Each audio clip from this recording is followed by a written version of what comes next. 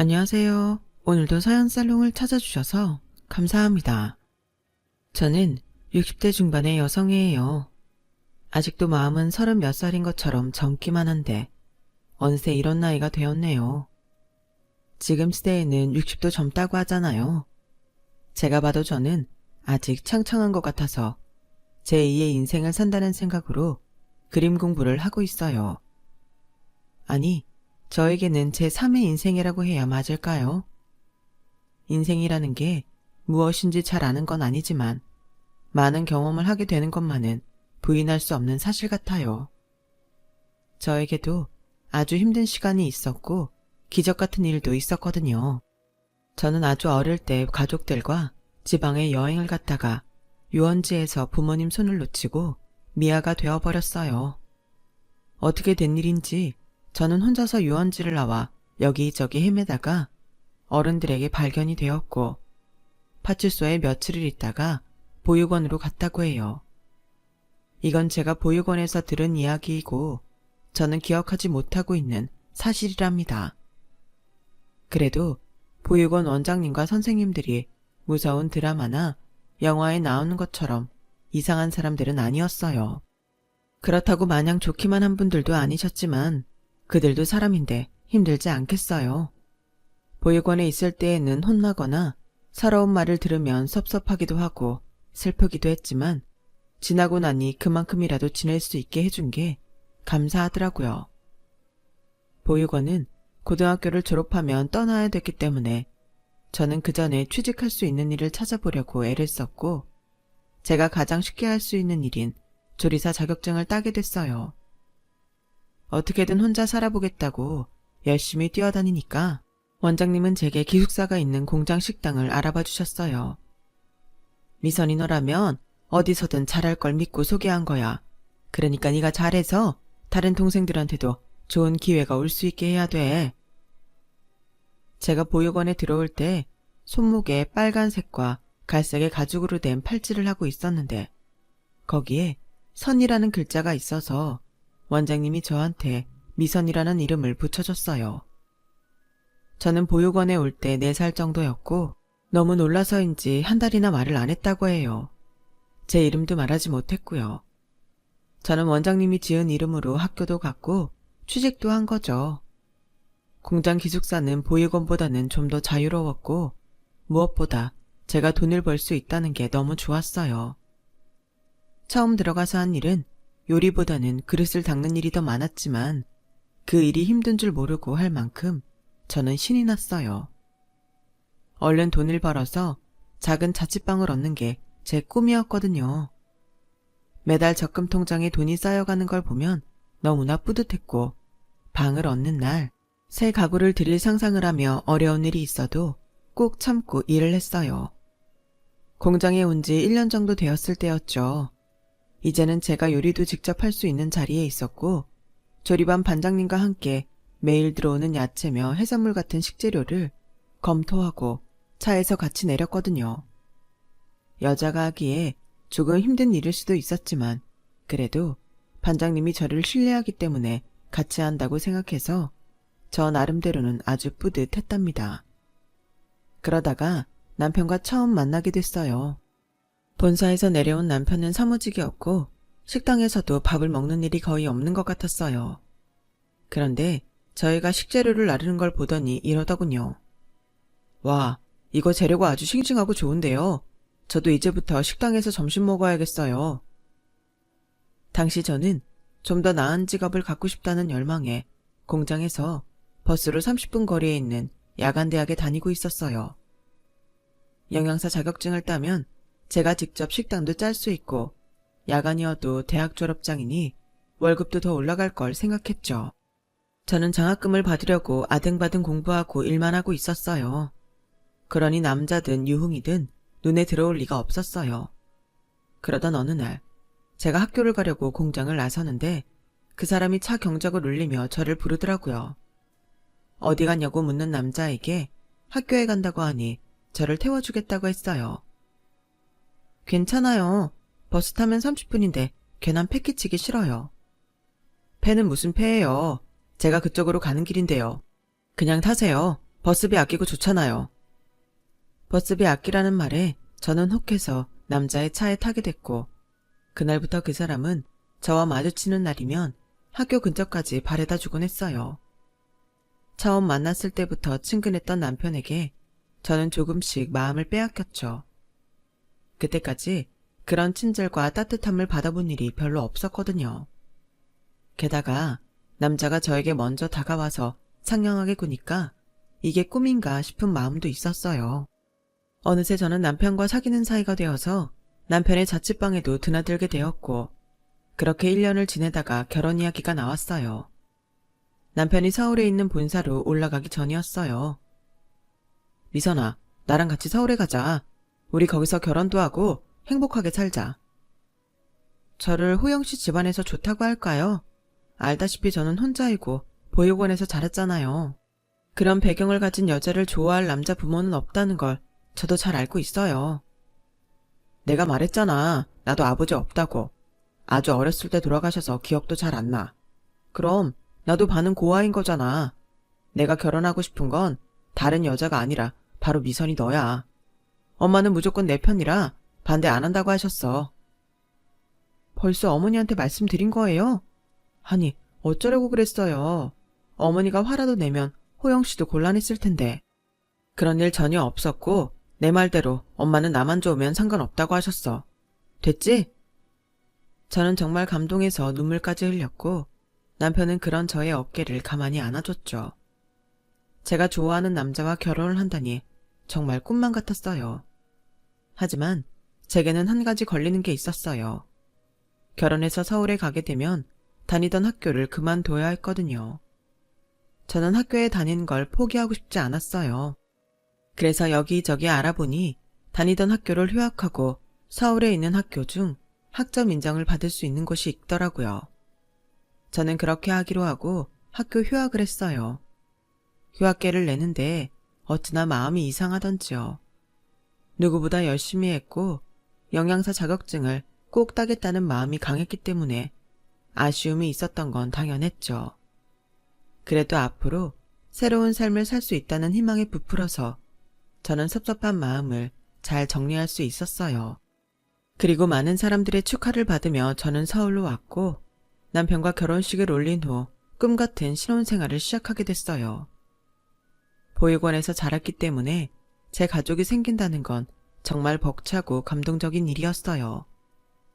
공장 식당에 반장님 손을 잡고 결혼식장을 걸을 때부터 결혼식이 끝날 때까지 저는 계속 눈물을 흘렸어요. 아니, 오늘의 주인공인 신부가 이렇게 계속 울면 어떡해. 이러다가 계속 아들만 낳겠어. 신부가 결혼식에서 울면 아들 낳는다고 하잖아. 라며 남편이 놀리는 바람에 조금 웃긴 했지만 그래도 눈물이 멈추지는 않더라고요. 어머니는 좀 무뚝뚝한 편인 것 같았지만 그래도 저도 챙기고 남편도 챙기느라 결혼식 때도 분주하셨어요. 그런 모습을 보며 속으로 감사하기도 했고요. 정말 잘 모시겠다는 마음이 절로 들었어요. 부모님께 인사할 때 저는 드레스 차림인데도 남편과 같이 자리에 엎드려 큰 절을 해버리고 말았어요. 그만큼 저는 시어머니와 남편한테 고마움이 컸어요. 결혼을 하고도 2년 정도는 시어머니와 크게 부딪히는 일 없이 잘 지냈어요. 결혼하고 1년 있다가 서울에 있는 야간대학에 가려던 제 계획은 뜻대로 되지 않았지만요. 왜냐하면 저희에게 새 생명이 찾아왔거든요. 저에게 아이는 세상 그 무엇하고도 바꿀 수 없는 너무나 소중한 존재였고 그 아이를 잘 키우기 위해서도 학교에 가는 건 미련 없이 포기할 수 있었어요. 물론 언젠가는 다시 공부를 하겠다는 마음은 갖고 있었어요. 아들을 낳고 저는 남편 뒷바라지에 아이를 키우며 정신없이 살았어요. 저희 집 일뿐 아니라 시댁 살림까지 하느라 시간이 어떻게 가는지 전혀 몰랐어요. 특히나 시어머니는 사시사철 온갖 김치를 다 담갔는데 결혼하고 나서부터는 그 일이 전부 제 차지가 돼버렸어요. 왜 내가 시댁 일을 전부 다 해야 되냐고 항의할 생각은 한 번도 해본 적이 없었어요. 어쩌면 저는 제가 보육원 출신이라 처지가 꿀리니까 시어머니한테 일이 힘들다는 말을 꺼내지도 못했던 게 아닐까 싶어요. 왜 사람들도 본능적으로 자기가 수그려야 되는 걸 안다고 하잖아요. 제 경우가 딱 그랬던 것 같아요. 그러니 아이와 남편과 살림 외에는 다른 걸 생각할 시간도 없었죠. 지금 생각하면 그 많은 일을 다 어떻게 했나 모르겠어요. 다시 돌아가면 그렇게 할 수 없을 것 같더라고요. 그런데 남편에게서 조금씩 변화가 생기기 시작했어요. 이전과 다른 모습들이 보이기 시작한 거죠. 아니, 그보다는 원래 본성을 드러내기 시작했다는 게 맞겠네요. 남편은 차츰 제 생활비를 가지고 장난을 쳤어요.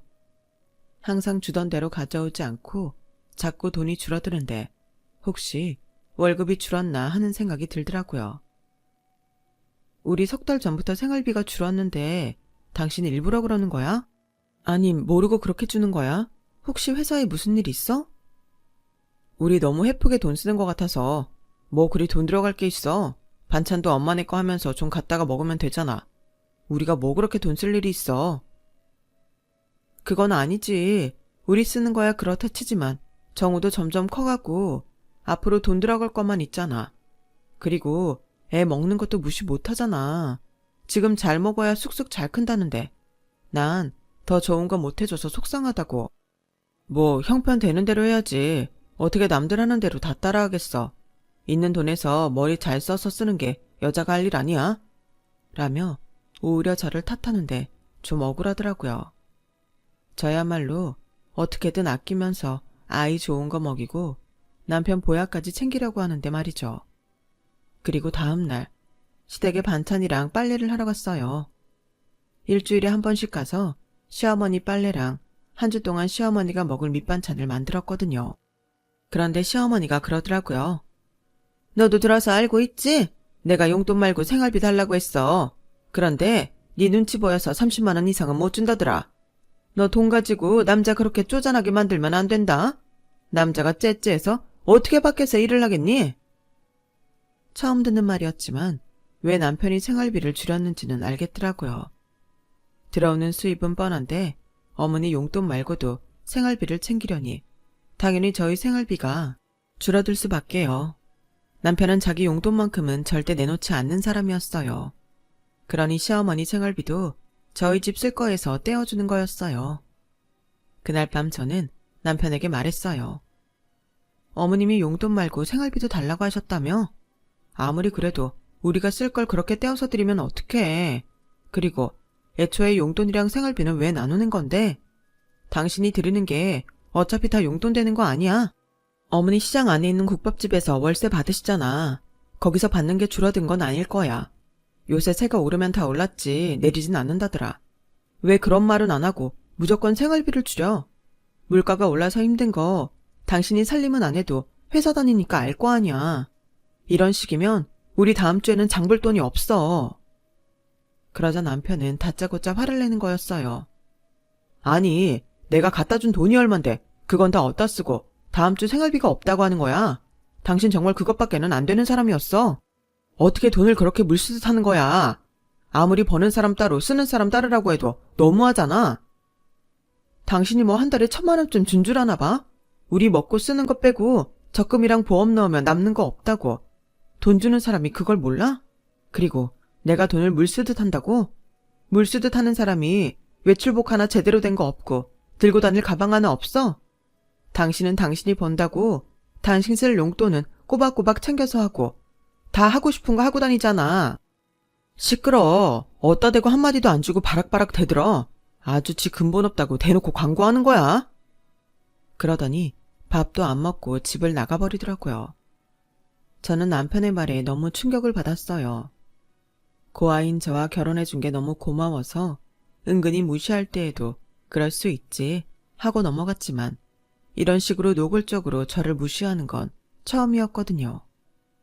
시어머니 역시 제 편 되어줄 친정이 없다고 그 많은 일 시키면서도 한 번도 수고했다는 말한 적이 없었지만 저는 가족이 생긴 게 어디냐고 그저 저한테는 과분하다고 무조건 시키는 대로 다 했는데 이런 취급을 받으니 너무 서럽고 마음이 쓰렸어요. 시어머니는 솔직히 시장 국밥집에 들릴 때에도 제가 창피하다고 한 번도 데려간 적이 없었어요. 저한테 대놓고 말한 건 아니었지만 그래도 자기 아들이 번듯한 회사 다니는데 제대로 된 사돈 없는 집 며느리랑 가기는 그렇다고 남편한테 하는 말을 들은 적이 있거든요. 그래도 저는 섭섭한 티 낸 적 한 번도 없었어요. 그렇게 하는 게 제 아들만큼은 온전히 집안에서 인정받고 사랑받는 길이라고 믿어서였죠. 그래도 이번 일만큼은 넘어가기 힘들었어요. 아무리 아낄 곳을 찾아서 덜 써도 생활비가 모자랐거든요. 저는 어쩔 수 없이 시어머니한테 말했어요. 어머니, 용돈하고 생활비 받으시잖아요. 그 생활비를 조금 줄이시면 안 될까요? 그이가 어머니 드리고 저희 집 쓸 거 주는 게 아무리 쥐어짜내도 모자라요. 내가 안 그래도 이야기 듣고 좀 봤는데 네 씀씀이가 해프긴 하더라. 뭔 장을 한 번에 그렇게 많이 받아가 놓는 거야. 세 식구 먹는데 들어갈 게 많으면 얼마나 많겠어. 그리고 정우는 아직 어린애라서 양도 적은데 네가 먹지도 않을 거 사다가 괜히 썩히기만 하지 않냐? 그래서 이참에 니네 적금하고 보험 들어가는 거 빼고 나머지는 내가 갖고서 쓸 만큼만 주기로 했다. 네? 그게 무슨 말씀이세요? 그이가 그러겠다고 했어요? 아까 통화로 다 얘기했어. 어차피 네가 집에 올 거니까 내가 얘기한다고 호영이한테는 신경 쓰지 말라고 했다. 아니, 그런 중요한 말을 저 없이 하시면 어떻게 해요? 살림을 하는 건 전데요. 그리고 제가 장을 많이 본다고 하셨는데 그건 어머니 드실 밑반찬까지 만들어야 하니까 그런 거잖아요. 어머니 항상 저보고 장 보라고 하셨지 한 번도 장 본 돈 주신 적 없잖아요. 얘 좀 봐. 지금 너 내가 못된 시엠이라는 말하고 싶은 거냐? 그런 말이 아니라 사실을 말하는 거예요. 시끄럽다. 얘가 이제 보니 아주 웃기는 애네. 네가 벌지도 않은 돈 가지고 계속 유세 떨고 네 마음대로 휘두르고 싶은 모양인데 앞으로는 어림없다. 그렇게 알고 일이나 해. 저는 너무 기가 막혔고 가슴이 답답하다 못해 조여오는 것 같은 기분이 들었어요. 더 이상 말을 해도 통하지 않는 것 같았고 그러다가 괜히 우리 아이까지 미움을 받을 것 같아서 입 다물고 그저 일만 하다가 집으로 돌아왔죠. 하지만 제 생활비를 남편이 시어머니한테 주고 그걸 다시 내가 탔어야 된다는 건 아무리 생각해도 아니다 싶었어요. 게다가 시어머니가 주겠다고 하는 돈은 터무니없이 적어서 생활이 될지도 걱정이었고요. 저는 결국 다시 남편한테 말을 해야 했어요. 당신 그러지 말고 다시 당신이 나한테 생활비 줘. 아니면 당신 용돈에서 우리 쓸 걸 좀 주던지. 어머니가 주신다는 돈으로는 아무래도 생활이 안 될 것 같아. 미쳤어? 난 뭐 용돈이 어디서 펑펑 솟아나는 줄 알아? 아니, 밖에서 사람들하고 어울리는데 내가 돈 없이 초라한 행색으로 있어야 당신은 속이 시원해. 나 사회생활하는 사람이야. 항상 여유가 있어야지. 갑자기 생각지 못한 상황이 생기기도 한다고. 뜻하지 않은 친구를 만날 때도 있고. 그럴 때 내가 돈 없어서 친구랑 식사 한 끼도 제대로 못해서야 내 체면이 뭐가 돼? 다른 집 마누라들은 남편 기 살려준다고 별걸 다 한다던데 어떻게 된 게 당신은 맨날 우는 소리야. 이럴 때는 꼭 초라하게 자란 티가 나. 출신은 어쩔 수 없나? 그렇게 은근히 제가 고아인 걸 빈정거렸는데 정말 울고 싶고 억장이 무너져 내렸지만 하늘 아래 아무도 없는 처지인지라 그저 혼자 울분을 삼킬 수밖에 없었어요. 저는 결국 집 근처에서 할 수 있는 일을 찾아야만 했고 가까운 식당에서 마늘하고 양파 까는 일을 하게 됐어요. 밤에는 집에서 인형 눈 붙이는 일도 했고요. 정말 하루 종일 손이 부르트게 일을 해도 손에 쥐는 건 얼마 없었지만 그거라도 해야 생활비를 충당할 수 있었거든요. 그러자 제가 부업을 하는 걸 알게 된 시어머니가 전화를 했어요. 예, 너 일한다는 식당에 있는 그 사장, 우리 집에서도 가까운데 내 며느리가 그런 데서 일하는 거 알면 내가 뭐가 되니? 또 네 남편 체면은 어떻게 할 거야? 좀 먼 데 가서 일을 구하던지 하지. 사람 창피하게 할 거야? 어머니, 제가 너무 먼 데로 가면 정우는 어떡하고요? 제가 며느리라는 거 아는 사람 없어요. 어머니랑 제가 같이 다닌 적이 없고 제가 말하지도 않는데 누가 알겠어요. 어머니 식당도 저 간 적 없잖아요. 그러니까 그런 걱정은 하지 마세요. 제가 물러서지 않자 시어머니는 좀 놀란 것 같았어요. 그도 그럴 게 결혼하고 단 한 번도 시어머니 말하는 거에 토단 적이 없었거든요. 그 일은 그냥 넘어갔고 시간이 흘러 남편 월급날이 됐어요. 그런데 시어머니가 저한테 돈을 보내지 않더라고요. 저는 바로 시어머니한테 전화를 했어요. 어머니, 오늘 그의 월급날이라 돈 들어왔죠? 저희 생활비 보내주세요. 너 요새 돈 벌잖아. 근데 내가 굳이 보내줘야겠어? 어머니, 그건 어머니가 보내주신 게 모자라서 그거 채우려고 하는 거예요. 그게 몇 푼이나 된다고 그러세요? 넌 내 아들 돈을 그렇게 벗겨먹고 싶냐? 너도 좀 염치가 있어봐라. 에휴, 다른 집 며느리들은 집안이 좋아서 친정에서 돈을 가져오든가 아니면 지가 나가서 그렇게 잘 본다는데 내 팔자는 이게 뭔지? 오히려 며느리한테 돈을 줘야 되네. 아니, 우리가 쓸 돈을 가져가 놓고서 자기가 돈을 준다고 하니 이건 완전히 적반하장이었어요. 하지만 제가 뭐라고 하기도 전에 시어머니는 하나뿐인 아들인데 사돈도 없는 집 여자가 들어와서 아주 박복한 짓은 지가 혼자 다 해요. 맨날 돈 없다 징징대기나 하니 복이 들어오다고도 나가겠다. 저는 그 순간 시어머니한테 그나마 있던 정까지 뚝 떨어졌어요. 제가 한참 딸리는 건 사실이었지만 그런 모욕을 계속 들으면 누구라도 마음이 상할 일이죠. 저는 결국 아이를 데리고 나가서 일할 곳을 찾았어요. 그러다가 어찌어찌 예전에 일하던 공장 주방 반장님이 작은 급식회사를 차렸다는 걸 알게 됐고 제가 연락을 하니 바로 일자리를 마련해 주셨어요. 아이도 데리고 나와서 한쪽에서 돌보면서 일할 수 있도록 해주셨죠. 그때만 해도 3살박이 아이를 맡길 만한 어린이집이 드물 때여서 아이 맡아줄 곳을 찾는 건 하늘의 별 따기였어요. 지금도 아이 맡아줄 사람이나 어린이집 찾는 게 힘들지만 더 힘들었고 그것도 돈이 있어야만 가능한 일이었죠. 사람이 아주 죽으라는 법은 없다고 사장님이 된 반장님과 연결이 된 건 정말 천운이었어요. 게다가 저는 사장님한테 더 기막힌 이야기도 들었어요. 자기 남편 말이야. 나도 몰랐다가 퇴사하기 전에 본사에 갔다가 들었는데 한번 이혼했었다더라. 그게 남자 어머니가 괴롭히는 것도 장난 아닌데다가 자기 남편도 한성깔 했대. 그 여자도 집이 좀 어려웠다던데 견디지 못하고 나갔다고 하더라고. 자기는 괜찮아? 혹시 무슨 일 있으면 나한테 꼭 말해. 라며 걱정해 주시는데 저는 꼭 남편하고 시어머니한테 속은 것 같고 그 배신감이 너무 크니 오히려 아무 말도 할 수 없었어요.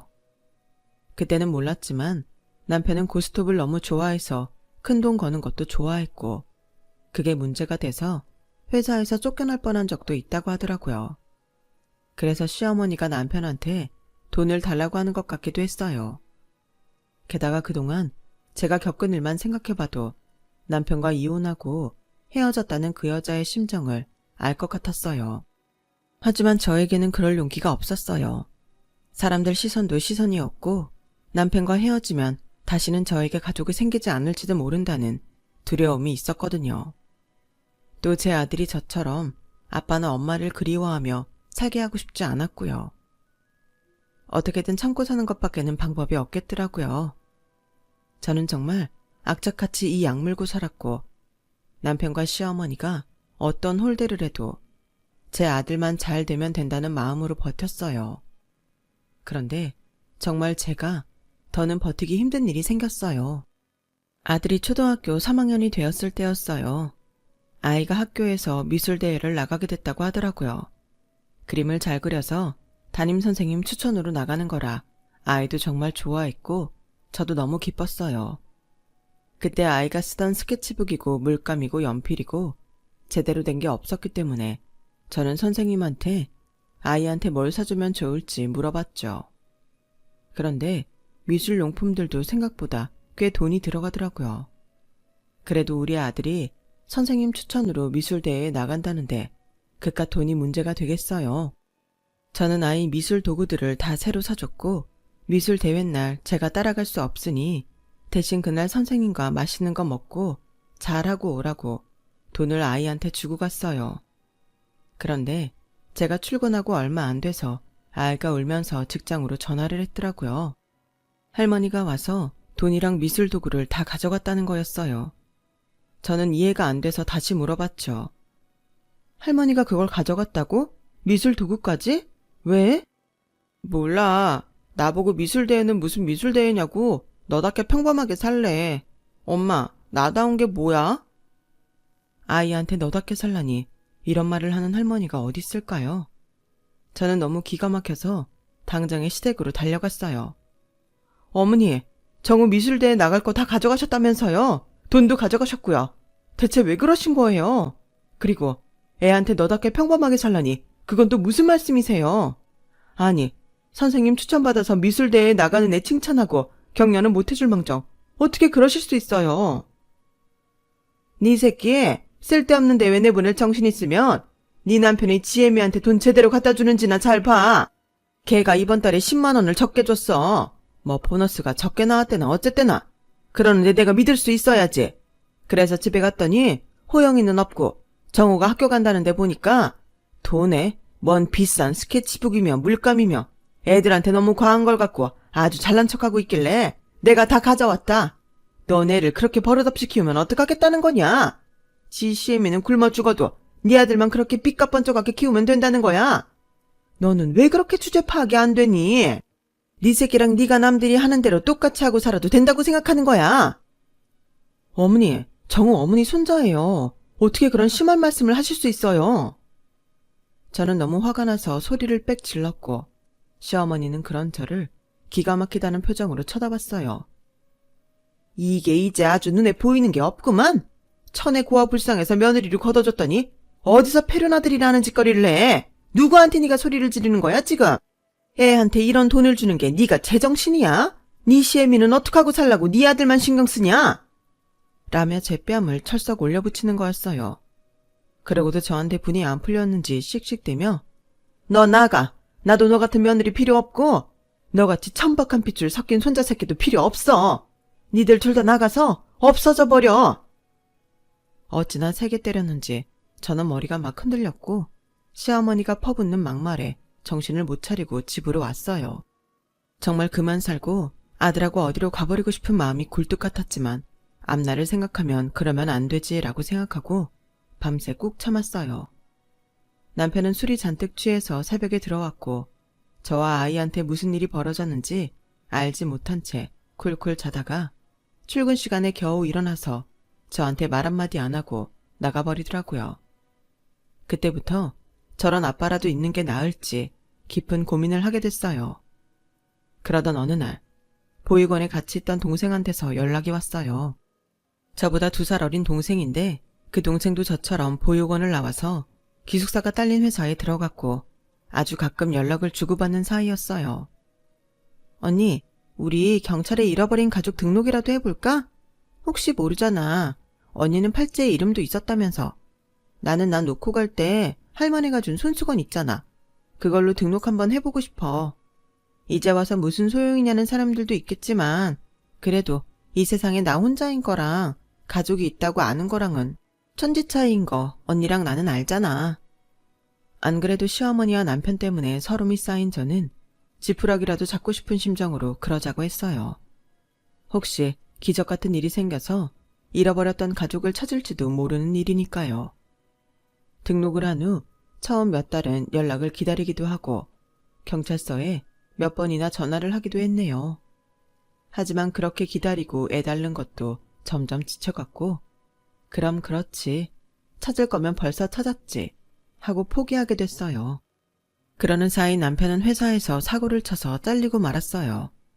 출장비를 사적인 용도로 사용하고 가지도 않는 출장을 갔다고 하며 법인카드를 남용하다가 딱 걸렸다고 하더라고요.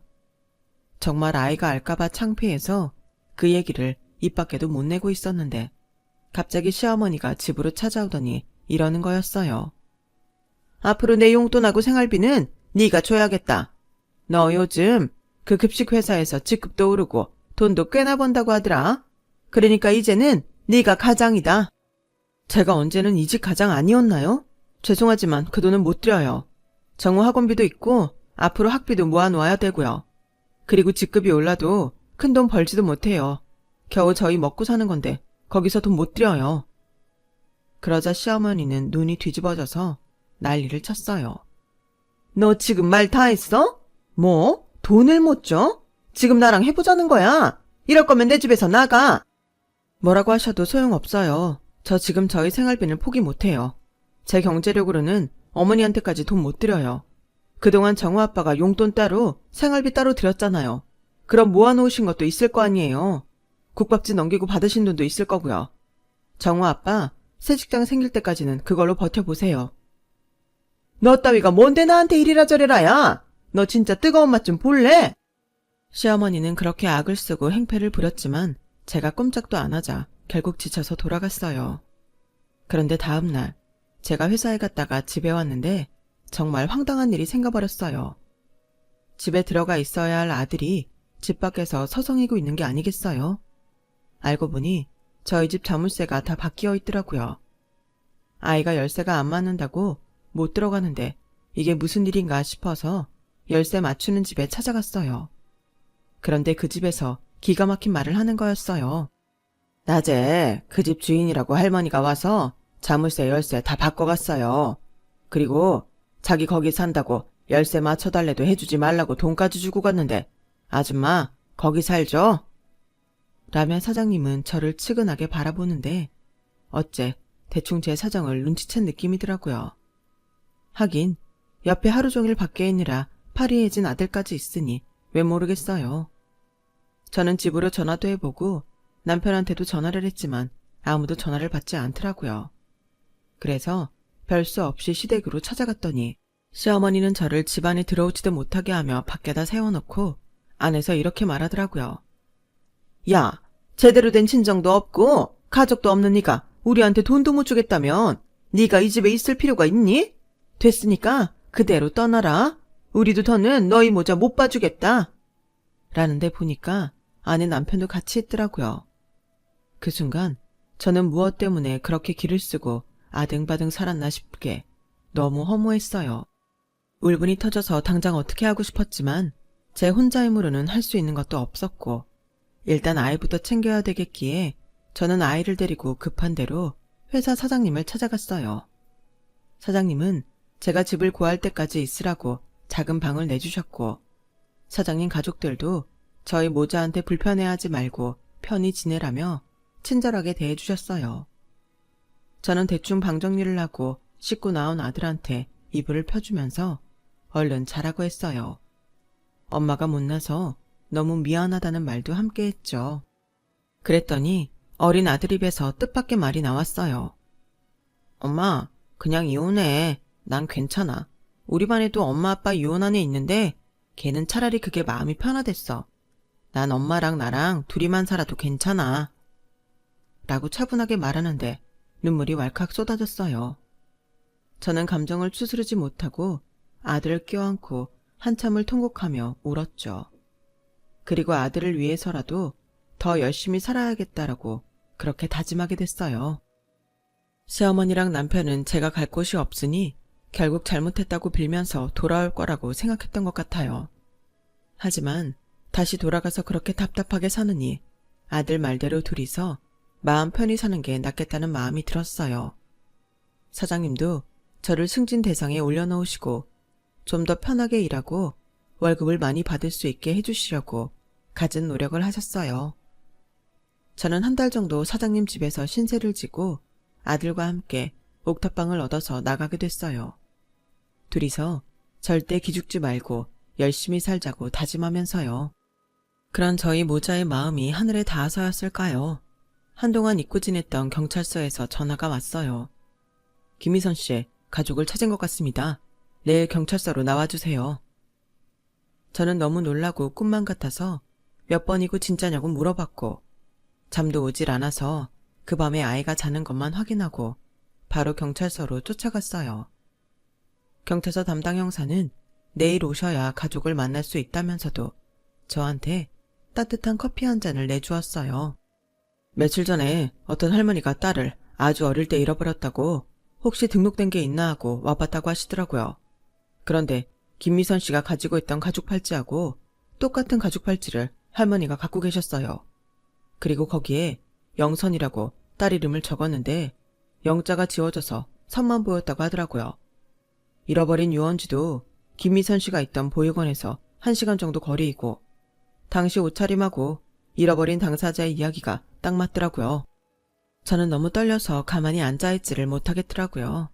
결국 다시 집에 돌아와서 밤새 한잠도 못 자고 있다가 아이가 학교에 가고 난 후에 회사에 사정을 말하고 다시 경찰서로 찾아갔어요. 그렇게 기다리기를 몇 시간, 드디어 저를 찾는다던 할머니를 만날 수 있었어요.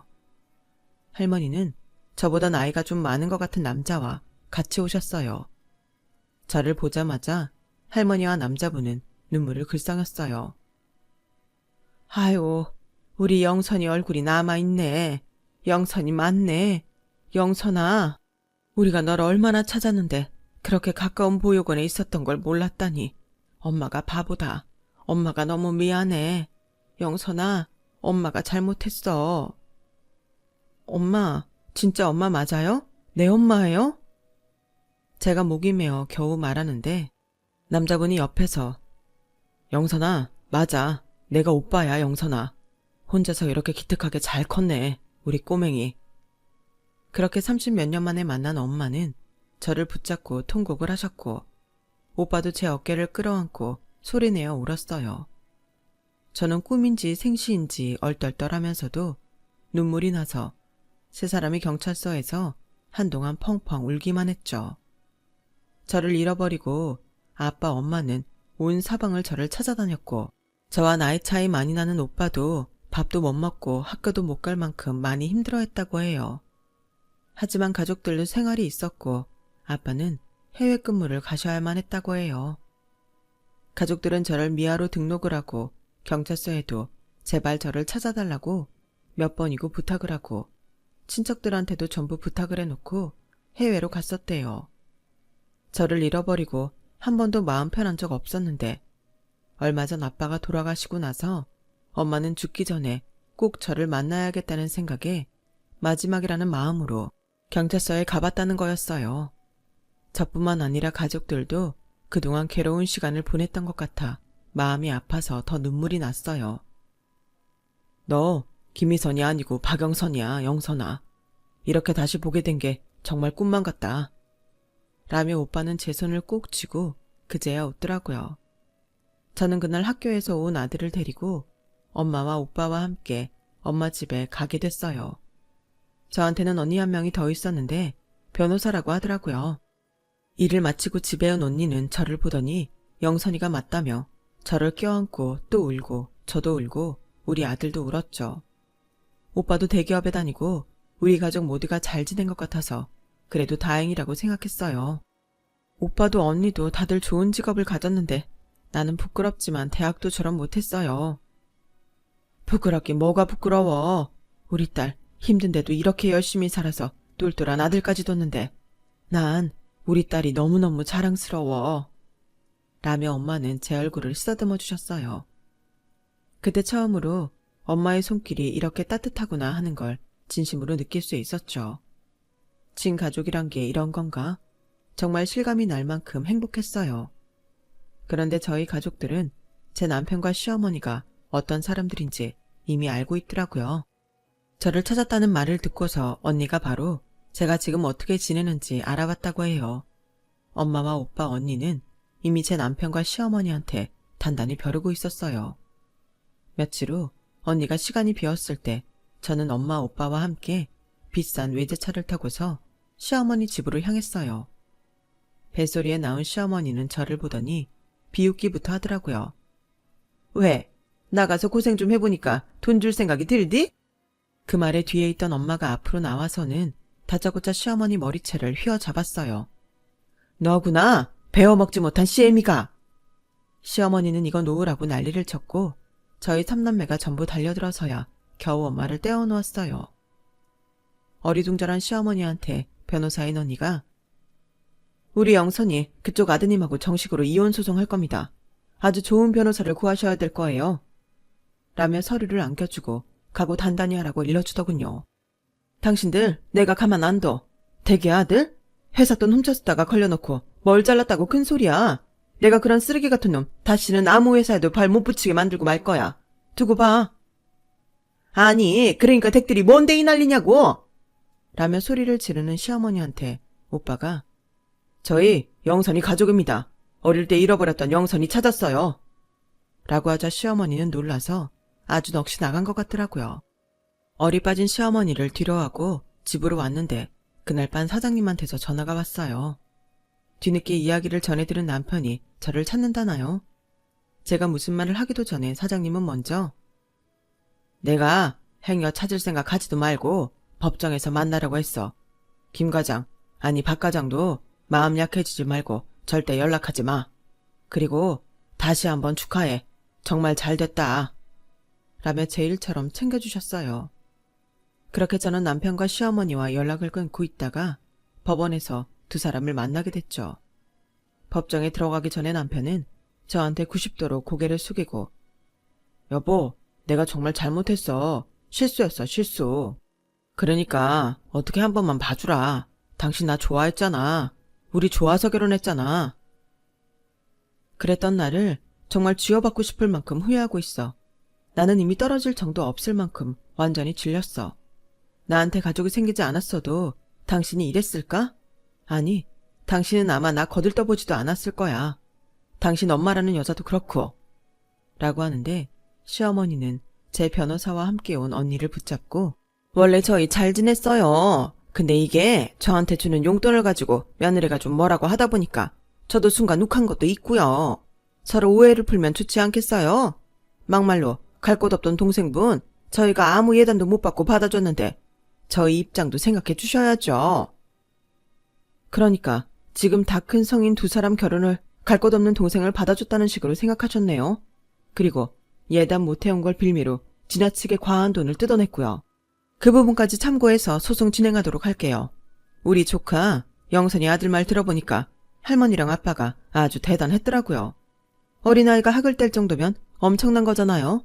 그리고 회사간 사이에 집 열쇠까지 바꿔서 애도 못 들어가겠죠? 그거 미성년자 정서적 폭행에 해당하는 거예요. 이런 것까지 전부 다 해서 위자료 싹 받아낼 거니까 각오하세요. 언니의 똑 부러지는 말에 시어머니는 얼굴이 파래져서 이제는 한 번만 봐달라고 매달렸지만 저와 언니는 단호하게 뿌리쳤죠. 언니 동료 변호사 덕분도 있고 시댁에 한 짓이 있어서 저는 이혼 소송에서 승소를 하고 위자료도 받게 됐어요. 물론 남편과 시어머니가 돈이 없어서 다달이 나눠서 주긴 했지만요. 남편은 몇 번 저를 찾아와서 잘못했다고 봐달라고 사정했지만 그동안 참고 산 세월이 떠올라서 절대 그럴 수 없겠더라고요. 저뿐 아니라 아들도 차갑게 남편을 뿌리치자 그 사람은 더 이상 저를 찾지 않게 되었고 위자료를 내느라 힘들게 살다가 다른 곳으로 떠났다는 말만 들었어요. 그 후 저는 방송통신대학에 들어가서 공부를 하고 원하던 영양사 자격증을 땄어요. 그리고 좋은 사람도 만나서 제2의 인생을 살게 되었죠. 엄마는 10년 전쯤 돌아가셨는데 그 전까지는 제가 엄마 가까운 데에 살면서 늘 붙어 있다시피 했어요. 지금은 저희 가족들과 언니, 오빠 가족과 함께 편안한 가운데 잘 살고 있답니다. 사연 들으시는 분들에게도 저처럼 좋은 일이 생겼으면 해요. 지금은 아무리 힘들어도 언젠가는 반드시 좋은 일이 있을 거예요. 그럼 다들 행복하세요. 여러분, 사연 댓글에 응원과 현명한 조언 부탁드려요. 좋아요와 구독은 저에게 큰 힘이 됩니다. 오늘도 좋은 일 가득하세요.